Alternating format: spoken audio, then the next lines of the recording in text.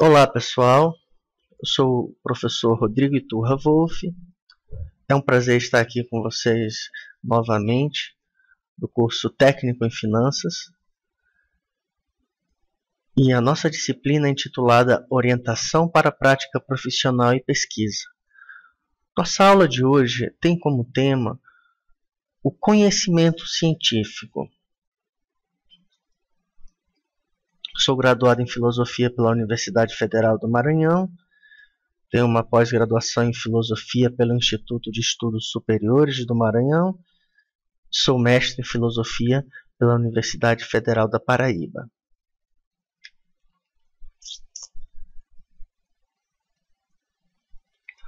Bom, nós iniciamos a nossa aula analisando essa imagem intitulada O Sono da Razão Desperta Monstros, de 1799, de Francisco de Goya. A razão precisa estar desperta para identificar se os fins da ciência e da técnica estão a serviço da humanização ou da alienação. Essa temática nos possibilita uma interpretação e assim começamos o nosso módulo da unidade 2. O método científico. Iremos analisar aqui uma situação em que nós podemos constatar o desenvolvimento do método científico. A seguinte situação é essa. O carbúnculo, doença infecciosa provocada por bactéria, trazia inúmeros prejuízos aos criadores de gado, quando em 1881 o francês Louis Pasteur se ocupou com o assunto, levantou a hipótese de que os animais poderiam ser imunizados caso fossem vacinados com bactérias enfraquecidas de carbúnculo. Separou então 60 ovelhas da seguinte maneira: em 10 não aplicou nenhum tratamento, vacinou 2 vezes as outras 25 e após alguns dias lhe aplicou uma cultura contaminada por carbúnculo. Não vacinou as 25 restantes, mas inoculou a cultura contaminada. Depois de algum tempo, verificou que as 25 ovelhas não vacinadas morreram, as 25 vacinadas sobreviveram, e comparadas com as 10 que não tinham sido submetidas a nenhum tratamento, ficou constatado que a vacina não lhes prejudicara a saúde. Bom, nesse procedimento de Pasteur, nós podemos observar que o método da observação faz parte do método científico, pois é através de uma observação detalhada, minuciosa e analisada é que se puderam constatar determinadas partes e resultados. O exemplo clássico de procedimento científico das ciências experimentais acima referido nos mostra o seguinte: inicialmente, há um problema que desafia a inteligência humana. O cientista elabora uma hipótese e estabelece as condições para o seu controle, a fim de confirmá-la ou não.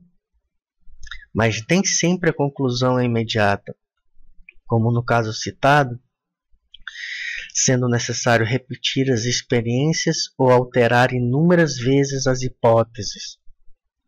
A conclusão é então generalizada, ou seja, considerada válida não só para aquela situação, mas para outras similares. Além disso, quase nunca se trata de um trabalho solitário do cientista, pois hoje em dia, cada vez mais, as pesquisas são objeto de atenção de grupos especializados ligados às universidades, às empresas ou ao Estado. De qualquer forma, a objetividade da ciência resulta do julgamento feito pelos membros da comunidade científica, que avaliam criticamente os procedimentos utilizados e as conclusões divulgadas em revistas especializadas e congressos. A ciência busca compreender a realidade de maneira racional, descobrindo relações universais e necessárias, leis entre os fenômenos, o que permite prever acontecimentos e, consequentemente, também agir sobre a natureza. Para tanto, a ciência utiliza método rigoroso e atinge um tipo de conhecimento sistemático, preciso e objetivo. Então, aqui nós podemos perceber que a ciência procura perceber as causas. Na medida que ela busca compreender essas causas, ela estabelece um movimento de racionalidade, descobrindo leis e estabelecendo critérios entre essas relações. E isso somente é possível através do método, pois é o método que guia essa inteligência. É a inteligência que cria esse método. E método vem de meta, ao longo de odos, via, caminho. Ou seja, é a meta e o caminho, aonde se vai e por qual caminho se escolhe ir. É o percurso que se segue na investigação da verdade, a fim de alcançar um fim determinado. Na ciência, o método consiste na estrutura racional que permite a formulação e verificação das hipóteses. Segundo a maioria dos estudiosos, teria sido Galileu Galilei o criador do método experimental. Para ele, o que interessava era mostrar como e não o porquê os fenômenos acontecem. Galileu Galilei.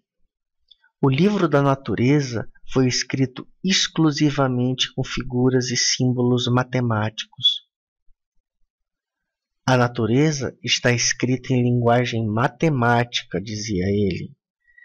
A matemática é o alfabeto que Deus escreveu o universo. O que vem a ser o método experimental? Em tese, o método experimental se caracteriza pelos seguintes passos. Vamos lá?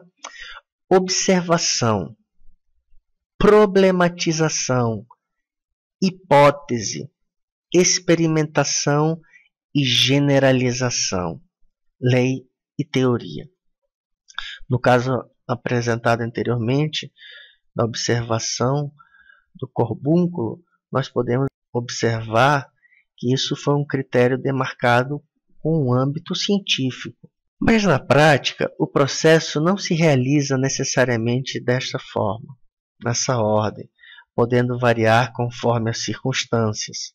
Alguns pensadores chegaram até a afirmar que os cientistas não seguem propriamente normas metodológicas, Feyerabend, por não serem elas de fato verdadeiros instrumentos de descoberta. Mesmo não levando em conta tal posição extrema, é preciso realçar alguns aspectos sujeitos à discussão. Por isso, vamos analisar cada etapa. A ciência é um empreendimento essencialmente anárquico. O anarquismo teorético é mais humanitário e mais suscetível de estimular o progresso do que suas alternativas representadas por ordem e lei. Este foi um argumento apresentado por Feyerabend na sua teoria intitulada O Anarquismo Epistemológico. A ideia de conduzir os negócios da ciência com o auxílio de um método que encerre princípios firmes, imutáveis e incondicionalmente obrigatórios vê-se diante de considerável dificuldade quando posta em confronto com os resultados da pesquisa histórica. Verificamos, fazendo um confronto, que não há uma só regra, embora plausível e bem fundamentada na epistemologia, que deixe de ser violada em alguns momentos. Torna-se claro que tais violações não são eventos acidentais, não são o resultado de conhecimento insuficiente ou de desatenção que poderia ter sido evitada. Percebemos, ao contrário, que as violações são necessárias para o progresso. Com efeito, um dos notáveis traços dos recentes debates travados em torno da história e da filosofia da ciência é a compreensão de que acontecimentos e desenvolvimentos, tais como a invenção do atomismo na antiguidade, a Revolução Copernicana, o surgimento do moderno atomismo, teoria cinética, teoria da dispersão, estereoquimia, teoria quântica, o aparecimento gradual da teoria ondulatória da luz só ocorreram porque alguns pensadores decidiram não se deixar limitar por certas regras metodológicas óbvias, ou porque involuntariamente as violaram. Vejamos agora o que vem a ser a observação e hipótese. Para fixar esses aspectos nesta nossa unidade.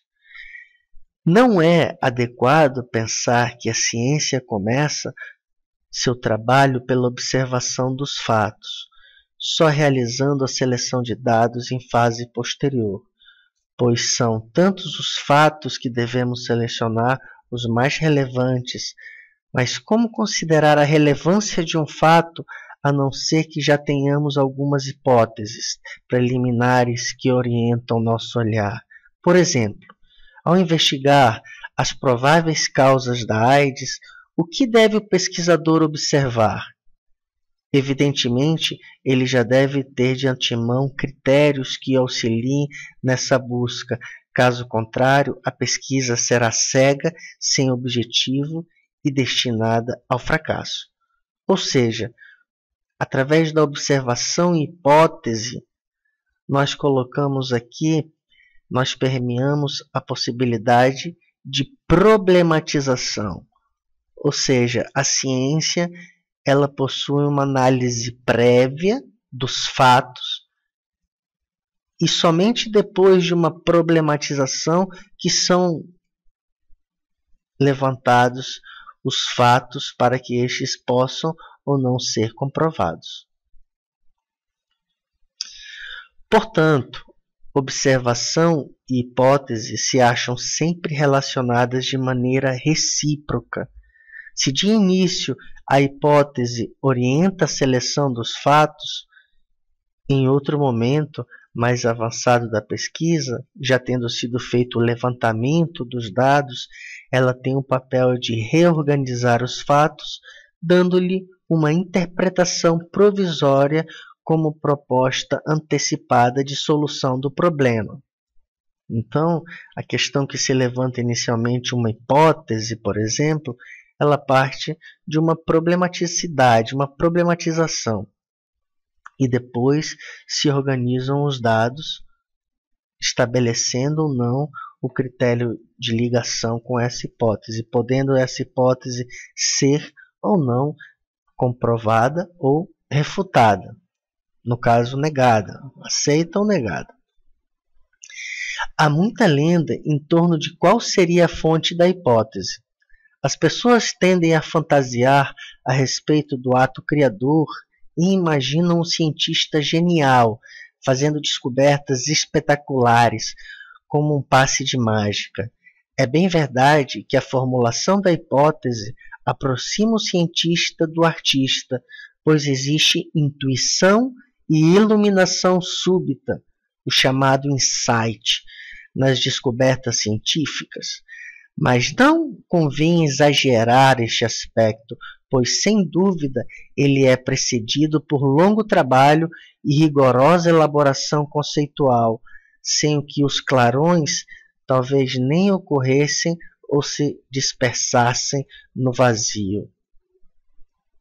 Então, o processo muitas vezes se inicia com essa iluminação súbita, o insight, que seria a descoberta. E por isso o caráter de criador, de artista também do cientista. Além disso, para ser científica, a hipótese precisa ser verificada e confirmada pelos fatos e validada pela comunidade intelectual. Ou seja, aqui, quando se trata de determinadas leis, teorias, estas precisam passar por um crivo de uma determinada comunidade acadêmica que se reúne, discute e através desse processo se coloca a teoria com um caráter geral, que seria a lei, ou caso essa comunidade interfira negativamente nessa teoria, essa teoria será refutada e perderá seu critério de validação. Aqui nós temos Albert Einstein, em que ele diz que o único lugar onde o sucesso vem antes do trabalho é no dicionário. A confirmação da hipótese, experimentação. A verificação da hipótese pode ser feita de inúmeras maneiras, dependendo das técnicas disponíveis e também do tipo de ciência. Por exemplo, em astronomia, a confirmação só pode ser feita mediante nova observação dirigida pela hipótese. Também são específicas as formas de verificação de hipóteses, referentes à evolução das espécies, à origem do universo ou a um determinado período da história humana. Então, de inúmeras maneiras essas hipóteses podem ser comprovadas. E isso depende do método, das técnicas utilizadas e também mediante novas observações que são dirigidas pela hipótese. Algumas ciências têm condições de controle mais rigoroso por meio da experimentação, diferentemente da observação feita nas condições apresentadas naturalmente. A experimentação é a verificação dos fenômenos em condições determinadas pelo experimentador, como no exemplo dado na abertura do capítulo, ou seja, naquela história do carbúnculo, que o Criador observava o gado, os bois, e perceberam, e através dessa observação houveram o quê? A experimentação. A importância da experimentação é que ela se faz em condições privilegiadas, permitindo a repetição, variação das condições de experiências e simplificação dos fenômenos, o que torna o controle da investigação mais rigoroso.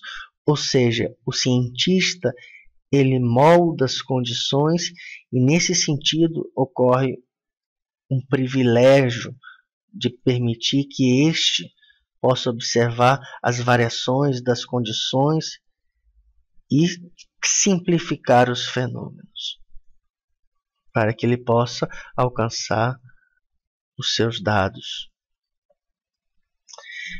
A possibilidade de mensuração, ou seja, de medida, e a utilização de instrumentos dão maior precisão à ciência, pois permitem transformar as qualidades em quantidades.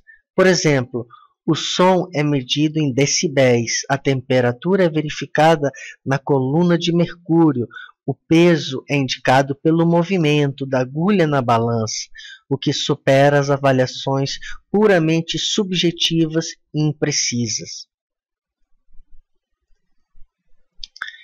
Existe, portanto, uma reciprocidade entre a técnica e ciência, pois se a técnica é condição de aperfeiçoamento da ciência, por sua vez o desenvolvimento científico tem provocado rápida evolução da tecnologia. Se os estudos de ótica permitem melhorar os microscópios e telescópios, outros mundos se abrem diante do olhar humano, por meio de instrumentos cada vez mais precisos. Então, nessa relação entre técnica e ciência, ocorre um aprimoramento de ambas, devido à utilização dos recursos tecnológicos em evolução, aprimoramento e desenvolvimento, permitindo que esta, ou seja, a ciência, possua um alcance maior e que a técnica procure se aperfeiçoar, permitindo nessa relação um processo de evolução. No entanto, a possibilidade de utilização da matemática e da técnica varia conforme as ciências. A física é altamente matematizável, o que não acontece com as ciências humanas. Embora possam, em algumas circunstâncias, recorrer às estatísticas, é preciso reconhecer que nem sempre isso é possível. Voltaremos ao estudo mais tarde. Ou seja, a física que se utiliza da matemática, ela possui um caráter de racionalidade, sim. E as ciências humanas? Também, embora elas não sejam tão matematizáveis, mas, no entanto, se utilizam do método da estatística, e isso aproxima as ciências humanas de uma percepção matemática, de uma perspectiva matematizável, no caso. Generalização. Se a hipótese não for confirmada pela experimentação, o trabalho deve ser recomeçado. Mas caso o resultado seja positivo, é possível fazer generalizações ou formular leis pelas quais são descritas as regularidades dos fenômenos. Ou seja, para que haja uma generalização, a hipótese ela necessariamente precisa ser confirmada. Caso ela não seja confirmada pelo método da experimentação, o trabalho deve ser recomeçado até que possa ser observado a generalização. A grande força do método científico reside na possibilidade de descoberta das relações constantes e necessárias entre os fenômenos, o que permite a previsibilidade e, portanto, o controle sobre a natureza. As leis podem ser de dois tipos: generalizações empíricas e leis teóricas. Aqui nós podemos observar que essa característica da ciência, no que diz respeito à previsibilidade, diz respeito à causalidade, ou seja, no controle dessas causalidades observadas na natureza é que se pode constatar e chegar a se prever determinados resultados. E isso acompanha a humanidade desde os tempos gregos, em que a ciência começa a ter a sua maturação e desenvolvimento, até alcançar os dias de hoje com a sua evolução concebida. As generalizações empíricas ou leis particulares resultam da observação de casos particulares. Por exemplo, o calor dilata os corpos, o fígado tem função glicogênica, ou ainda a lei da queda dos corpos, a lei dos gases e assim por diante. Aqui nós podemos observar alguns exemplos de generalizações empíricas, que foram resultados da observação e de casos particulares. As leis teóricas, ou teorias propriamente ditas, são leis mais gerais e abrangentes que reúnem as diversas leis particulares sobre uma perspectiva mais ampla. É o caso da gravitação universal de Newton, que engloba as leis planetárias de Kepler e a lei da queda dos corpos de Galileu. A teoria da relatividade de Einstein e a teoria evolucionista de Darwin são outros exemplos. Aqui cabe uma dedicação por parte do aluno, através da pesquisa, para que este possa se aproximar dessas generalidades que resultaram em leis, chamadas as leis teóricas, ou seja, leis que abrangeram e que foram abrangentes e que foram trabalhadas de acordo com algumas perspectivas que se ampliaram No caso, Newton, Kepler, Galileu e Darwin, por exemplo. Bom, gente, aqui nós terminamos a unidade 2. Desejo a todos bons estudos e até a próxima.